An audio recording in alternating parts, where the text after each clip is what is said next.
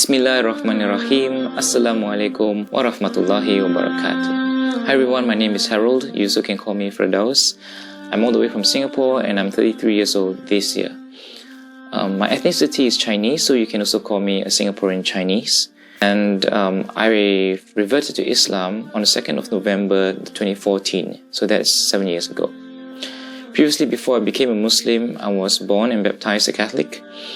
I've been to church with my dad every Sunday for their mass services. And I've also been to all their catechism classes till I was 18 years old. But what stopped me from continuing this journey as a Catholic was when I studied abroad in Australia. I took on an elective called philosophy and I started to question a lot about what I was taught in the church and what do Christians really believe. That's when I come to a realization that I do not believe that Jesus is divine and that he was just a man. And therefore it deconstructed everything that I previously understood about Christianity and how I view Jesus in my life.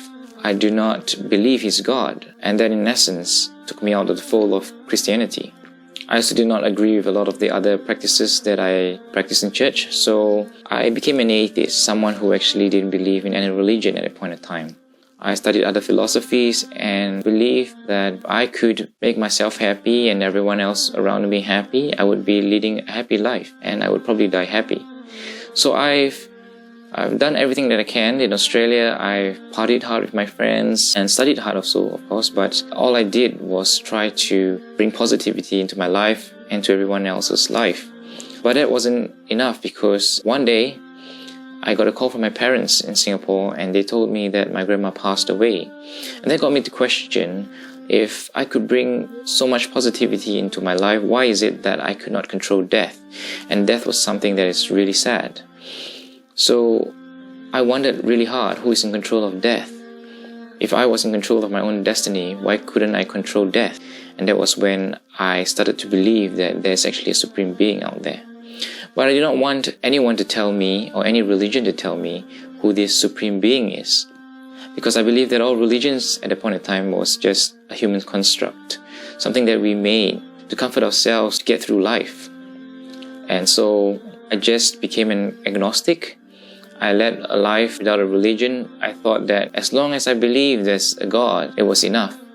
But it was not enough, because what is the true measurement of goodness? I couldn't measure goodness based on my terms, but what is God's terms of goodness? So I went back to Singapore after completing my graduation in Australia, and that's when I met a colleague of mine at my first job. She's a Malay and a Muslim, and we started to develop a friendship, and that friendship got further on into developing more feelings for each other. So when that happened, I told her up front that you are a Muslim and I'm not a Muslim, so I don't think our relationship can actually go any further. And that was when she told me, why do I not give Islam a chance to explain itself to me, and I should do my own research. So she invited me to Darul Arqam Singapore, which is the Muslim Converts Association in Singapore, to go and find out about Islam on my own. And of course, I was being arrogant and thinking that, I'm probably going to get all the answers right. I'm going to question the teacher over there, and the teacher will not be able to answer my questions because they're going to be deep questions, questions that, a philosopher would ask. So I went for their basic course to Islam. That's when I tried to understand a bit about the religion. And she told me that, at the end of the class, you can write down all your questions that you have and just ask the teacher, which was also known as the Ustaz at the time. So that was Ustaz Saifur Rahman, who I met in class. At the end of his lesson, I prepared 3 questions for him. I asked him the first one, which was, why do you say there's only one God? Why do you not say there's 2 or 3 or 4 gods? Why do you believe in just one God? And the answer he gave me was quite logical, which I thought was amazing. He said that if there were a God that created your head, a God that created the human hands, and a God that created the human legs, which God will say that they are powerful enough to create the perfect human body? The God that created the human head would say, I'm better because man could think and create ideas and concepts because of my power. The God of the human hands would say, no, in fact, I am much better because I feed the man. And the God that created the human legs would say, it's me that's much better actually, because of my powers, man can travel great distances to find food and to feed himself, to shelter himself. So they will come into a point where they have an argument, and they will compete to be the best God that will create a human body. And that was when I realized that, wouldn't it make more sense that if we have one all-powerful God that created all things? But it wasn't convincing enough, so he gave me a second example, which was, imagine you have your computer set up at home. You have the monitor, the keyboard, the mouse. Don't they all need a power source to start them up? So the concept of one God made a lot of sense to me. And that was how I came to understand Tawheed in Islam, which is the concept of one God, and started to believe in the oneness of God. So I went on to ask him my second question, and that is, why do Muslims say Allah is God and not Jesus or Buddha or any other name that they can choose? Why Allah? And so he said simply that the word Allah in Arabic means the God. And he said that coming from a Christian perspective, if you were to believe that Jesus is God, can God actually die? Because the word divinity in the dictionary would mean that he's immortal and he can't die. And what happens if he die? Would the world be able to function without God? Would creation just collapse and be destroyed without a creator? And that started to open my eyes a bit. But I wasn't fully convinced. And then he said, does God need to sacrifice his son in order to forgive all your sins?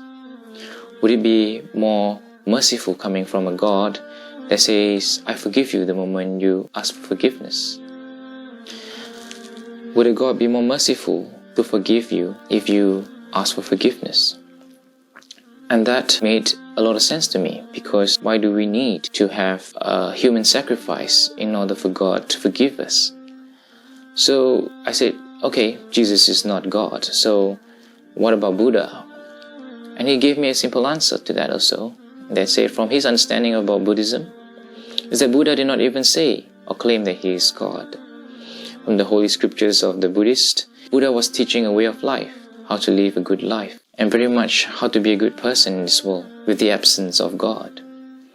And that made sense to me. Why can't we live a good life without having God? And he said, how can a creation exist without a creator?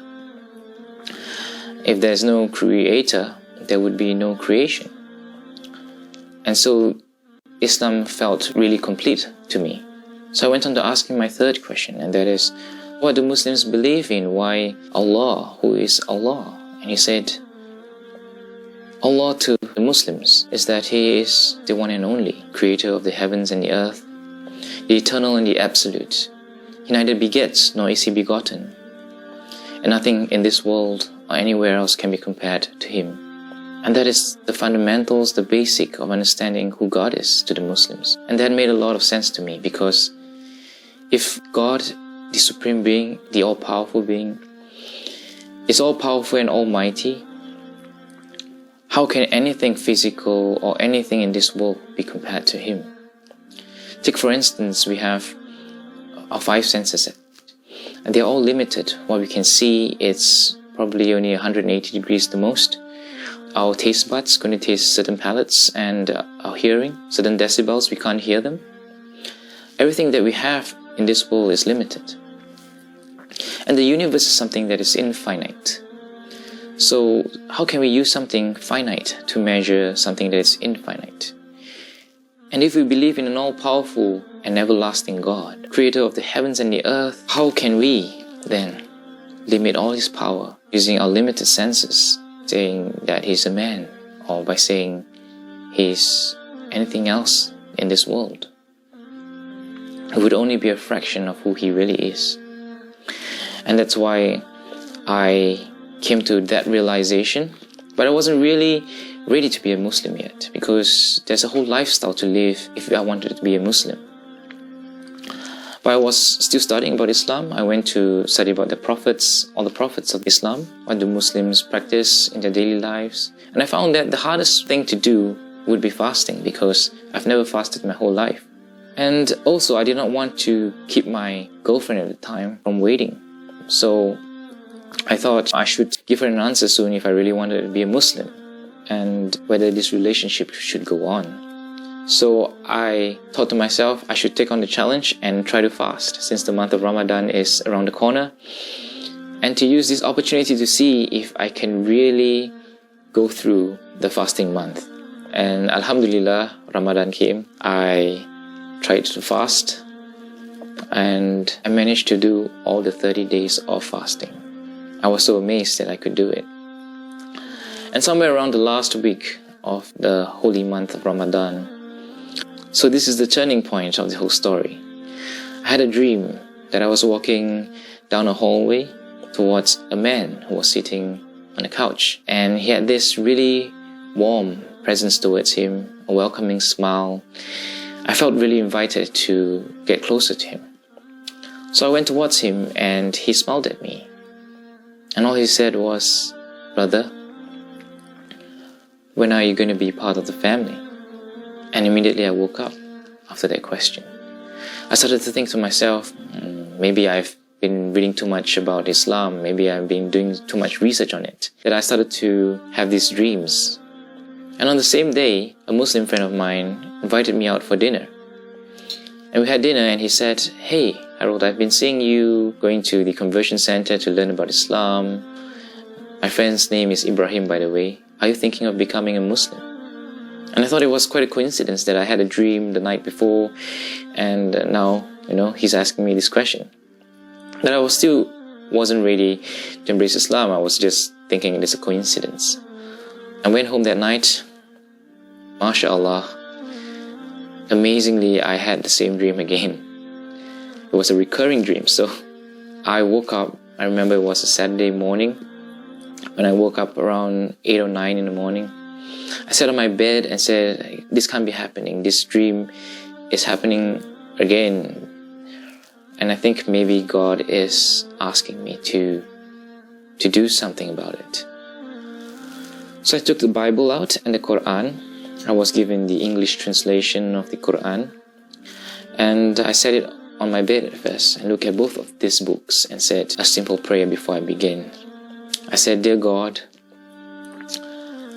I believe in you. You are the all-powerful, the almighty, creator of the heavens and the earth. With your power and your might, you can do anything in this world. Even at this point, when I'm sincerely seeking your help, when I sincerely need to know the truth. I'm tired of my old ways, and I really want to start a new life. I want a life of clarity, a life of truth. I needed to really know if this is the way. I'm sorry, God. Please forgive me for my arrogance in testing you. I hope that you can please show me the way." I'm going to flip the Bible and the Quran 3 times randomly.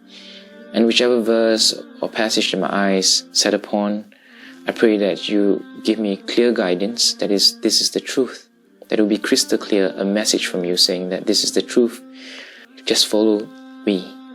Or saying that this is the way. It should not be something that I should infer or something that I should guess. It has to be very clear. And I'll follow you. So I started with the Bible because thinking that, I was first baptized a Catholic, so I took up the Bible. And I closed my eyes and randomly flipped the page. And the first thing that I saw, I couldn't really remember everything about it. But it was really hard to make sense of it, because the Bible is made up of many stories, and I do not want to wrongly interpret the passage, because a particular passage that you read can be interpreted 10 different times at least. They could also be many versions to that same passage. And from the Bible versions, some of the passages that I see in one Bible would not appear in the other one. So I just read the text and it did not speak to me. And I closed the book. I did it for the next 2 and 3 times. And for all 3 times, I did not get an answer. So I closed the book and I said, okay, it's time. I should give the Quran a chance now. I pick up the Quran, I put the Bible down, close my eyes again, and randomly flip a page. And the first thing that my eyes saw was this passage from Surah Al-Hajj, which is chapter 22, verse 54 of the Quran. And in Arabic it goes, أعوذ بالله من الشيطان الرجيم بسم الله الرحمن الرحيم وليعلم الذين أوتوا العلم أنه الحق من ربك فيؤمنوا به فتخبت له قلوبهم وإن الله لهادي الذين آمنوا إلى صراط مستقيم. And the English translation of it goes, and so those who were given knowledge may know that this is the truth from your Lord and believe in it, and their hearts humbly submit to it. For indeed is Allah the guide of those who believe to a straight path. And I still didn't want to believe at that point in time. I thought that this might still be a coincidence. But the words were sinking into my heart.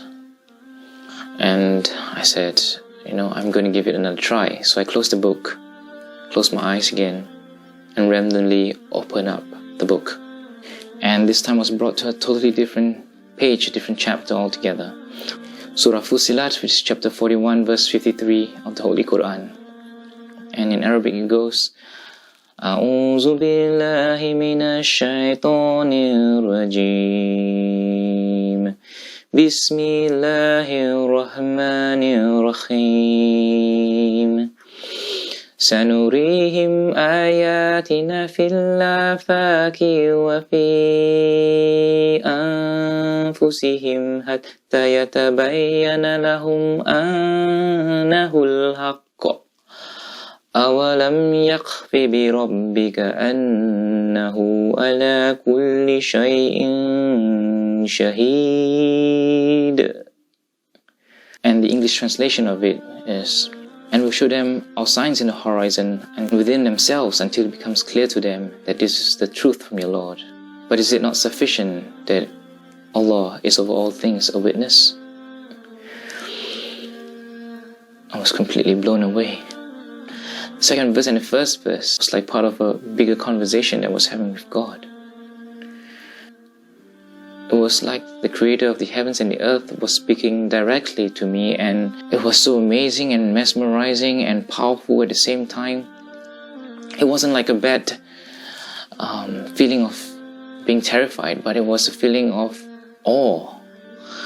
And I didn't want to test God the third time. It was wrong. So I immediately humbled myself and said, I'm sorry, I'm so sorry, Lord. Please forgive me. I'm really thankful and grateful that you answered my prayers and you've shown me the way. Please, Lord, please accept me and make me one of your believers. And that was when I had no excuse. I just decided to take the leap of faith, because you don't know when death is going to come for you. And having shown the truth, how can I still deny it? So I immediately called Darul Arqam Singapore and told them I was interested to be a Muslim. Is there a way for me to be one, and how do I go about it? And I had to wait for a month before I went to get my conversion done. But during this whole time, I was really grateful and I felt at peace knowing that I've come to the truth. And so on the 2nd of November 2014, I went to Darul Arqam Singapore, and I was really blessed to be given this hidayah from Allah, and I took my shahada. And the feeling right after I said those words in the declaration of faith, I felt a wave of emotion overpowering me, and it was like mercy. It was like your heart started to feel so much at peace and at ease, and love coming into your heart. I just felt so close to a presence that loves me, that would embrace me and would say, I've always loved you. And I was kind of crying inside my heart. It's really hard to describe this until you said Shahada. But that moment was really something I'd never felt before. So after taking my Shahada, I was also blessed to have my girlfriend there and my family. She was really happy, of course. And before the Shahada, I told my girlfriend that I went through this dream and I have decided to be a Muslim. And she was so happy. She came to me and said, how many nights I've prayed for you to see the beauty of Islam, to come to see the truth. And Allah has answered her prayers. So it was so amazing. MashaAllah, a few years down the road, we got married, and now we have our first child. So I'm just really happy and glad that Allah put her in my path to invite me to Islam. And Allah opened up my heart. After it was sealed for so many years, He opened up my heart and said, it's time for you to come home. And I just felt like I finally come home. I hope this sharing has been beneficial for you. I'd like to wish all of you Assalamu alaikum wa rahmatullahi wa barakatuh. Ashhadu alla ilaha illallah wa ashhadu anna Muhammadan Rasulullah.